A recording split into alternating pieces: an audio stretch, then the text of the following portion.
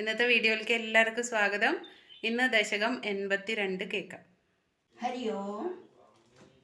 അപ്പോൾ നമ്മൾ നാരായണീയം 81 ദശകം പഠിച്ചു കഴിഞ്ഞു. ഇന്ന് നമുക്ക് 82ാമത്തെ ദശകം പഠിക്കാം. ഇപ്പോൾ ഈ 82-ലെ ബാണയുദ്ധവും മൃഗമോക്ഷവും ആണ്. ഈ ബാണൻ ആരാണ്? ബാണൻ പിന്നെ മഹാബലിയുടെ പുത്രനാണ്, ശിവഭക്തനുമാണ് ഈ ബാണൻ.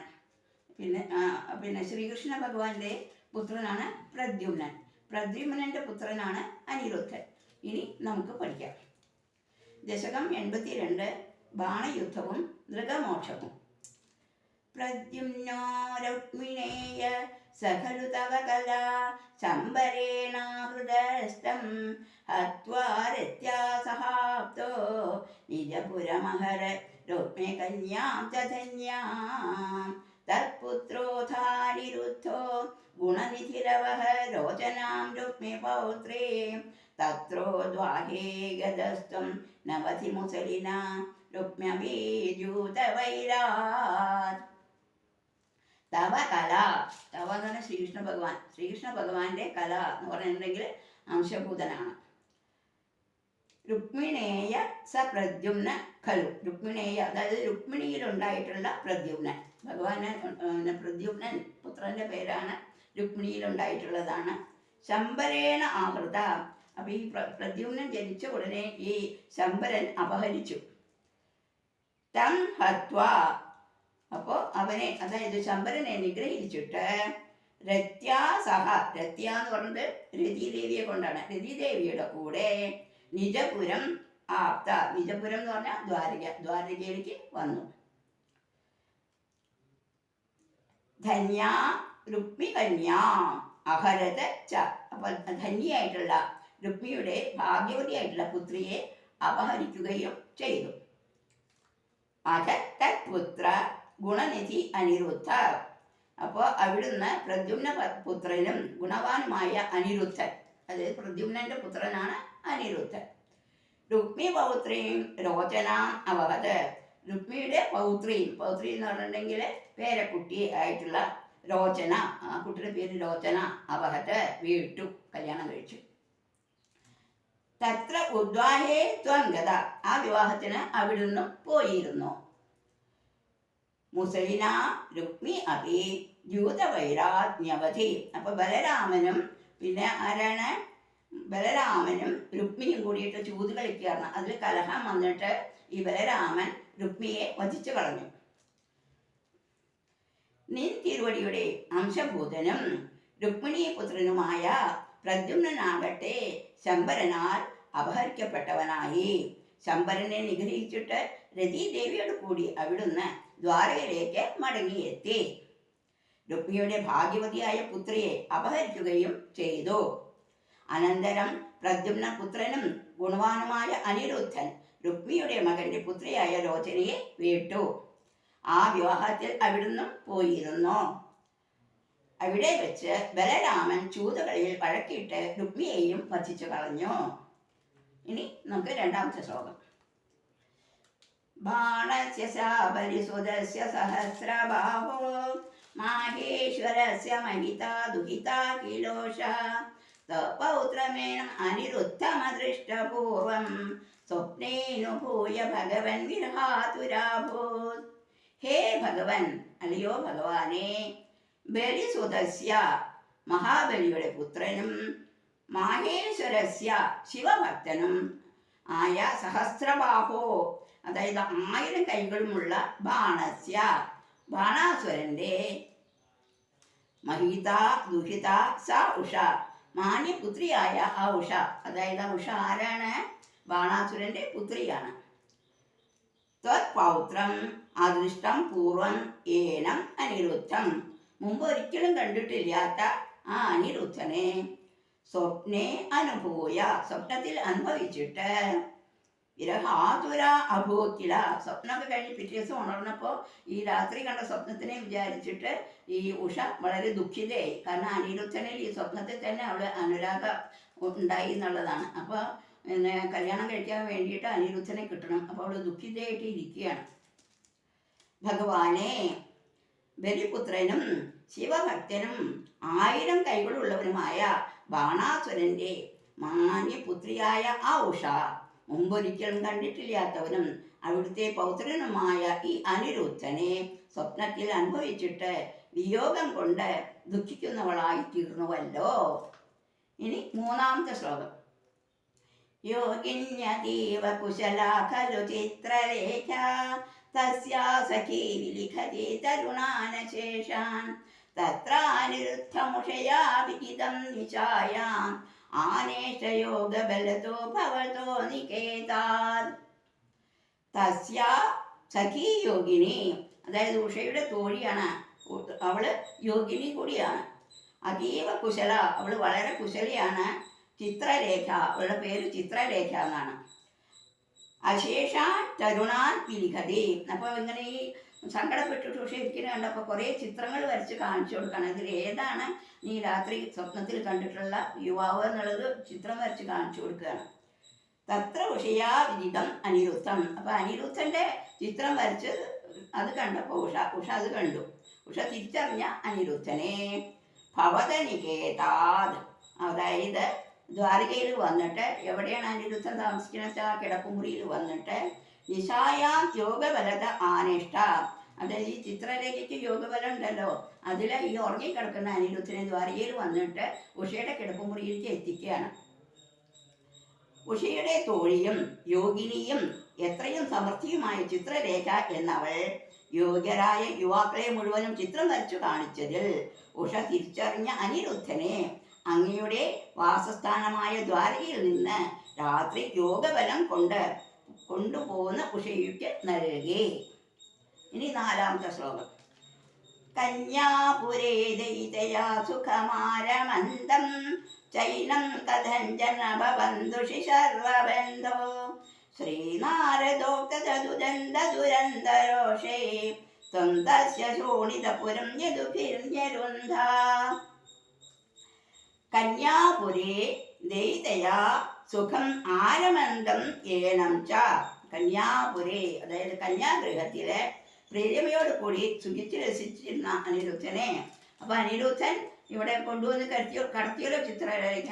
പിന്നെ ആ കിടപ്പുമുറിയിൽ ആയി താമസം അനിരുദ്ധനും ഉഷയും കൂടിയിട്ട്. എന്നിട്ട് അവർ അവിടെ സുഖിച്ച് രമിച്ച് കഴിയുകയായിരുന്നു. അത് എങ്ങനെ?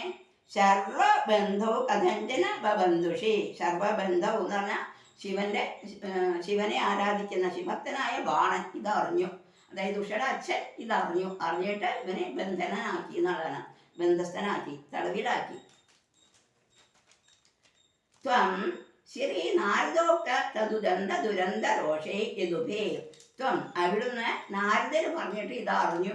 അറിഞ്ഞു കഴിഞ്ഞപ്പോൾ യാദവ ഭടന്മാരെയും കൂട്ടിയിട്ട് തസ്യ ശോണിതപുരം യരുന്ധ, അതായത് ബാണാസുരന്റെ കോട്ട, ആ കോട്ടയുടെ പേരാണ് ശോണിതപുരം. അവിടെ വന്നിട്ട് വളഞ്ഞു. യുദ്ധത്തിനായിട്ട് വന്നിരിക്കുകയാണ് ഭഗവാൻ. കന്യാഗ്രഹത്തിൽ പ്രതിമയോട് കൂടി സുഖിച്ച് രസിച്ചു കഴിഞ്ഞു കൂടുന്ന അനിരുദ്ധനെ ശിവഭക്തനായ ബാണൻ ഒരു വിധം പിടിച്ച് തടവിലാക്കിയപ്പോൾ അവിടൊന്ന് ശ്രീനാരദൻ വന്ന് വിവരം പറഞ്ഞതറിഞ്ഞ് കലശലായി കോപിച്ച യാദവഭടന്മാരോട് കൂടിയിട്ട് ശോണിതപുരം വളഞ്ഞു. ഇനി 5-ാമത്തെ ശ്ലോകം.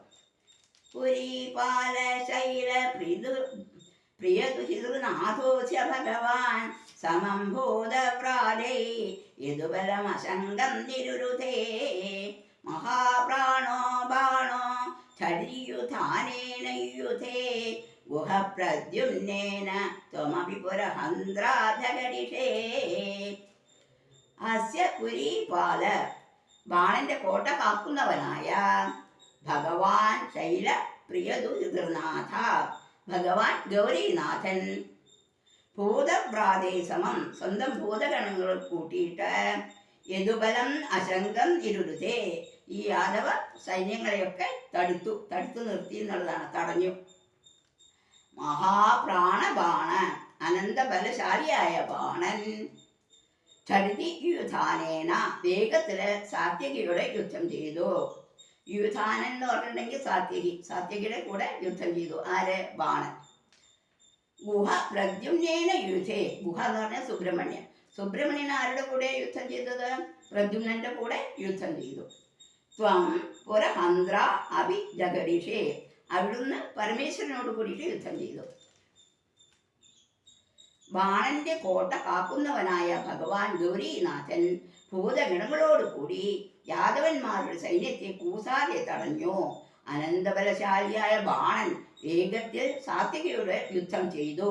സുബ്രഹ്മണ്യൻ പ്രദ്യുമ്നോട് യുദ്ധത്തിനേറ്റു. നിൻ തിരുവടി പരമേശ്വരനോടും എതിർത്തു. ഇനി 6ാമത്തെ ശ്ലോകം.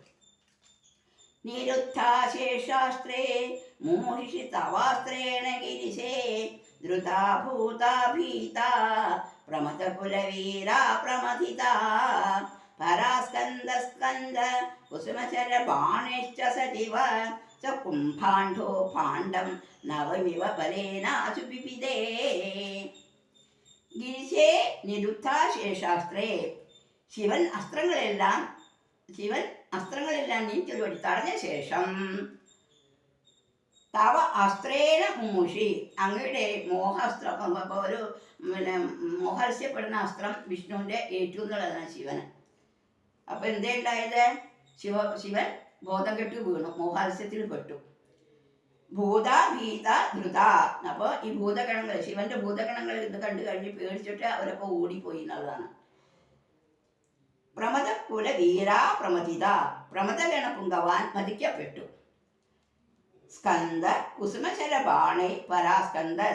അപ്പോൾ പ്രദ്യുമ്നന്റെ ബാണങ്ങൾ ഏറ്റിട്ട്, കുസുമ ബാണം എന്ന് പറഞ്ഞാൽ പ്രദ്യുമ്നന്റെ ബാണങ്ങളാണ്, അത് ഏറ്റിട്ട് പിന്നെ എന്താ ഉണ്ടായത്? സ്കന്ദൻ പരാജിതപ്പെട്ടു. സ്കന്ദൻ തന്നെ സുബ്രഹ്മണ്യൻ പരാജിതപ്പെട്ടു. സജീവസ കുംഭാണ്ഡ.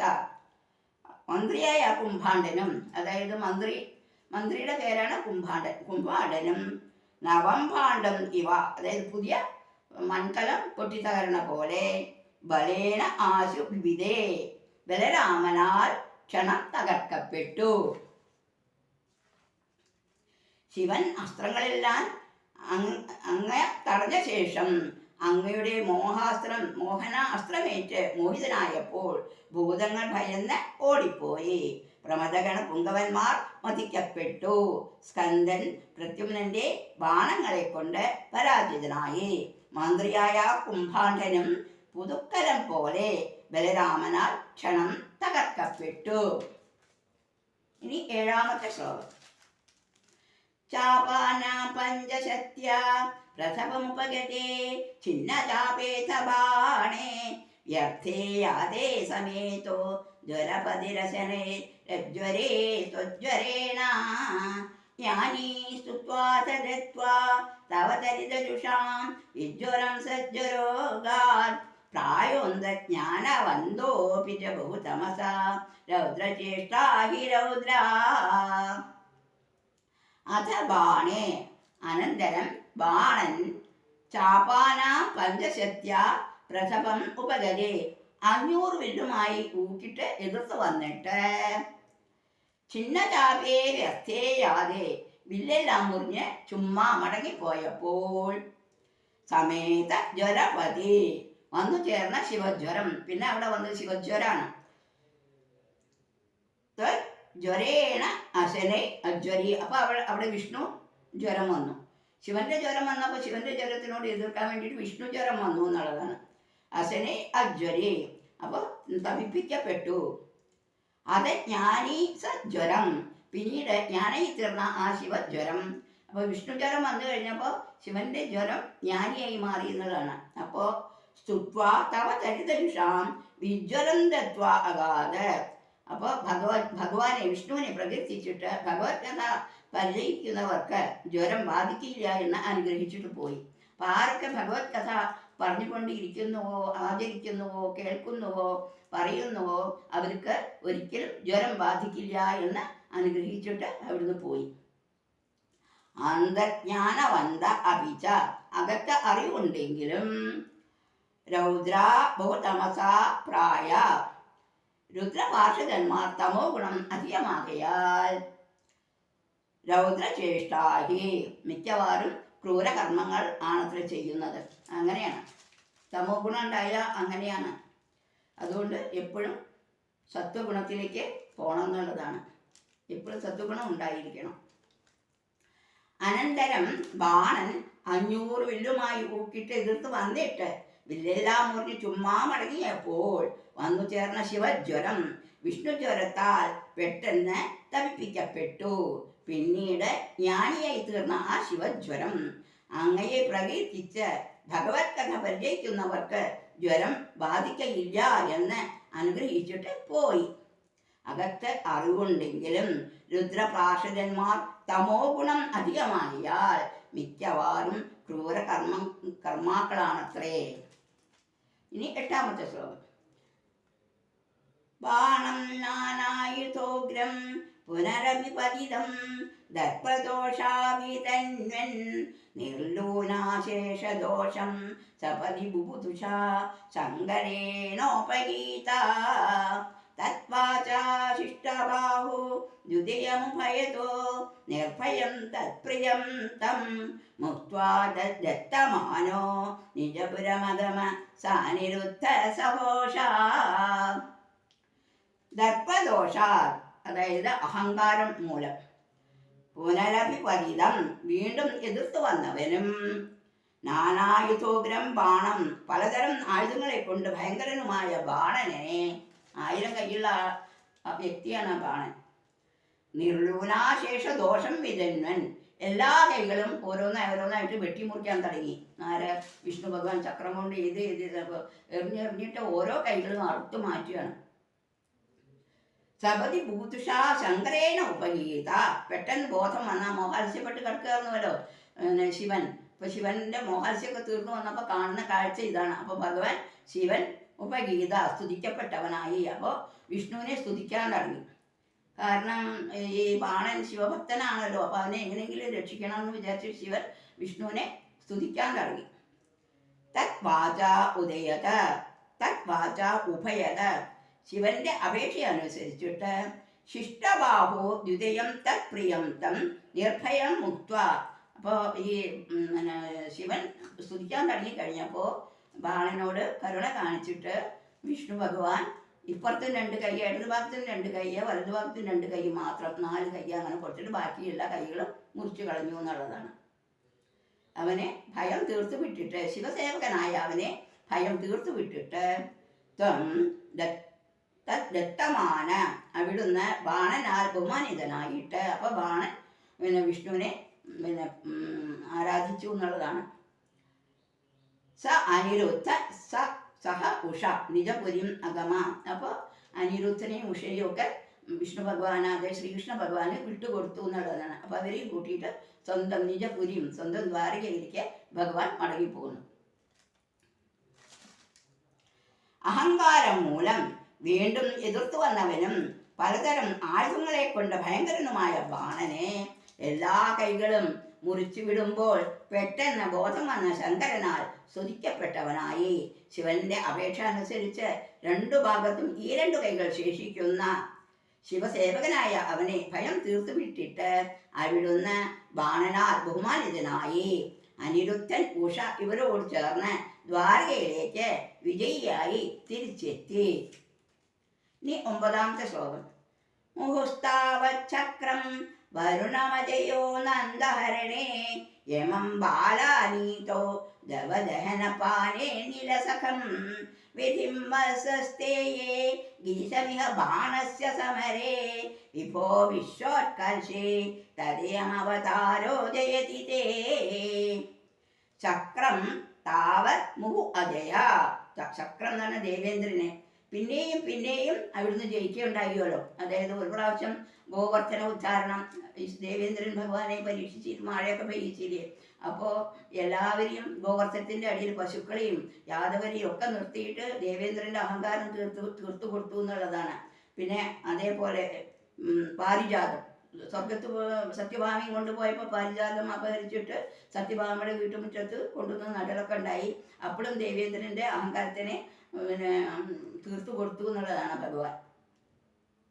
നന്ദഹരണേ വരുണം, അതായത് നന്ദഹരണേ നന്ദഗോപരെ ഒരു പ്രാവശ്യം വരുണൻ അപഹരിച്ചു കൊണ്ടുപോകലുണ്ടായി. അപ്പോൾ അവിടെയും തന്നെ ഭഗവാൻ പോയിട്ട് നന്ദഗോപരെ രക്ഷിച്ചു കൊണ്ടുവന്നിട്ട് അവിടെ വരുണനെയും തോൽപ്പിക്കേണ്ടായി. ബാലാനീതോ യമം, ബാലൻ അതായത് ഗുരുപുത്രനെ യമന്റെ അടുത്തുനിന്നും കൊണ്ടുവന്നിട്ട് ഗുരുവിന് ദക്ഷിണയായിട്ട് കൊടുക്കലുണ്ടായിട്ടുണ്ട്. അങ്ങനെ യമനെയും തോൽപ്പിക്കേണ്ടായിട്ടുണ്ട്. ദവദഹന പാനേ അനില സഖം, അതായത് കാട്ടുതീയെ ഇടയ്ക്ക് പടർന്നു വെച്ചു ഭഗവാൻ ആ അഗ്നി മുഴുവൻ പാനം ചെയ്തിട്ട് അഗ്നിയെയും ജയിച്ചു എന്നുള്ളതാണ്. വസസ്തേ വിധിയും, വസസ്തേ എന്ന് പറഞ്ഞിട്ടുണ്ടെങ്കിൽ പശുക്കളെയും പശുക്കിടാങ്ങളെയും ഒക്കെ ബ്രഹ്മാവ് ഭഗവാനെ പരീക്ഷിക്കാൻ വേണ്ടിയിട്ട് ഒളിച്ചിരുത്തലൊക്കെ ഉണ്ടായി. അപ്പോൾ അവിടെയും തന്നെ ബ്രഹ്മാവിനെ തോൽപ്പിച്ചു എന്നുള്ളതാണ് ഭഗവാൻ. ഇതൊക്കെ ശ്രീകൃഷ്ണ ലീലയിൽ നമ്മൾ പഠിച്ചിട്ടുള്ളതാണ്. ഇഹ ബാണസ്യ സമരേ ഗിരിശം, ഈ ബാണയുദ്ധത്തിൽ ശിവനെയും അവിടുന്ന് ജയിച്ചു. ഹേ വിഭോ, അല്ലയോ ഭഗവാനെ, തത്തേ അയം അവതാര, അതുകൊണ്ട് അവിടുത്തെ ഈ കൃഷ്ണാവതാരം വിശ്വോത്കർഷി ജയതി, എല്ലാ അവതാരങ്ങളെക്കാളും ശ്രേഷ്ഠമായിട്ട് വിജയിച്ചു കൊള്ളുന്നു. ദേവേന്ദ്രനെ അവിടുന്ന് പിന്നെയും ഗോവർദ്ധന ഉദ്ധാരണത്തിലും പാരിജാത ഹരണത്തിലും ജയിച്ചു. നന്ദനെ അപഹരിച്ചപ്പോൾ വരുണനെയും ഗുരുപുത്രനെ കൊണ്ടുവന്നപ്പോൾ കാലനെയും കാട്ടുതീ വിഴുങ്ങിയ സമയം അഗ്നിയെയും പൈക്കിടാങ്ങളെ അപഹരിച്ചതിൽ ബ്രഹ്മാവിനെയും ഈ ബാണയുദ്ധത്തിൽ ശിവനെയും അവിടുന്ന് ജയിച്ചു. അല്ലയോ സർവശക്തനായ ഗുരുവായൂരപ്പ, അതുകൊണ്ട് അവിടുത്തെ ഈ ശ്രീകൃഷ്ണ അവതാരം എല്ലാ അവതാരങ്ങളെക്കാളും ശ്രേഷ്ഠമായി വിജയിച്ചു കൊള്ളുന്നു. ഇനി 10ാമത്തെ ശ്ലോകം.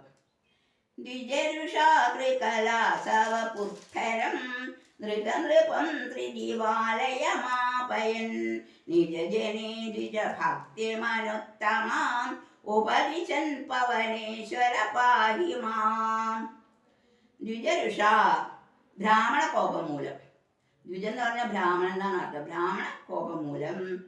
കൃകലാസ വപുർത്ഥരം, ഓന്തിന്റെ ആകൃതി, ഓന്തിന്റെ രൂപം പൂണ്ട നൃഗനൃപം, നൃഗമഹാരാജാവിനെ ത്രിദിവാലയം ആപയൻ, സ്വർഗത്തിലേക്ക് പറഞ്ഞയച്ചിട്ട് നിജജനെ, തൻ്റെ ആൾക്കാർക്ക് അനുത്തമാം ദ്വിജഭക്തിയോ ഉപദേശൻ, പിന്നെ സ്വന്തം ആൾക്കാർക്ക് ബ്രാഹ്മണ ഭക്തിയുടെ മഹിമീയത വ്യക്തമായി ഉപദേശിച്ചു കൊടുക്കുന്ന അവിടുന്ന് പവനേശ്വര മാ പാഹി, അല്ലയോ ഗുരുവായൂരപ്പ, എന്നെ കാത്തുരക്ഷിക്കണമേ. അത് മേൽപ്പത്തൂർ നാരായണ ഭട്ടതിരി പറയണതാണ്. അത് ഈ നൃഗന്റെ കഥ എന്താ, അത് ഞാൻ ഒന്ന് വായിച്ച് കേൾപ്പിച്ചു തരാം. പണ്ട് നൃഗന്യ എന്ന ദാനശീലനായ രാജാവ് ബ്രാഹ്മണന്റെ പശുവിനെ കൂട്ടത്തിൽപ്പെട്ട് തിരിച്ചറിയാതെ മറ്റൊരു ബ്രാഹ്മണന് ദാനം ചെയ്തു പോയി. ആ പാപത്തിന്റെ ഫലമായി രാജാവ് ഒരു ഓന്തായി പരിണമിച്ചു. ഭഗവാന്റെ സ്പർശത്താൽ അദ്ദേഹത്തിന് ശാപമോക്ഷം കിട്ടി എന്ന് പുരാണ കഥ ബ്രാഹ്മണന്റെ മഹത്വം പ്രഖ്യാപിക്കുന്നു. പശുക്കളും ബ്രാഹ്മണരും സർവഥാ പൂജന്മാരാണ് എന്ന് കൃഷ്ണാവതാരത്തിൽ തികച്ചും വ്യക്തമാണല്ലോ. അതാണ് ഈ നൃഗമോക്ഷത്തിന്റെ കഥ. ബ്രാഹ്മണ കോപം മൂലം ഓന്തിന്റെ ആകൃതിയായി തീർന്ന നൃഗമഹാരാജാവിനെ സ്വർഗത്തിലേക്ക് പറഞ്ഞയച്ച് തൻ്റെ ആൾക്കാർക്ക് ബ്രാഹ്മണ ഭക്തിയുടെ മഹനീയത വ്യക്തമായി ഉപദേശിച്ച അവിടുന്ന് ശ്രീ ഗുരുവായൂരപ്പ, അടിയനെ കാത്തുരക്ഷിക്കണമേ. അപ്പോൾ നമ്മൾ 82ാമത്തെ ദശകം പഠിച്ചു കഴിഞ്ഞു. ഇനി നമുക്ക് ശ്ലോകം ഒന്നിച്ച് വായിക്കാം. ദശകം 82 ബാണയുദ്ധവും നൃഗമോക്ഷവും. പ്രദ്യുമ്നാരുക്മിണേയ സഖലു തവ കലാ ശംബരേണാഹൃതസ്ഥം ഹത്വാരത്യാ സഹാപ്തോ നിജപുരമഹര രുക്മികന്യാം ചതന്യാം തത്പുത്രോധാനിരുദ്ധോ ഗുണനിധിലവഃ രോചനാം രുക്മിപൗത്രേ തത്രോദ്വാഹേ ഗതസ്ത്വം നവതി മുസലിന രുക്മവേജൂതവൈരാത് ബാണസ്യ സാബരിസുതസ്യ സഹസ്രബാഹോ മാഹേശ്വരസ്യ മഹിതാ ദുഹിതാ കിലോഷ തത്പൗത്രമിൻ അനിരുദ്ധമദൃഷ്ടപൂർവം സ്വപ്നേനുഭൂയ ഭഗവൻ ഇരഹാതുരാഭൂത് യോഗിന്യതീവ കുശലാത് ഖലു ചിത്രലേഖ തസ്യാ സഖീ വിലിഖതി തരുണാനശേഷാൻ തത്രാനിരുദ്ധമുഷയാ വിദിതം നിശായാം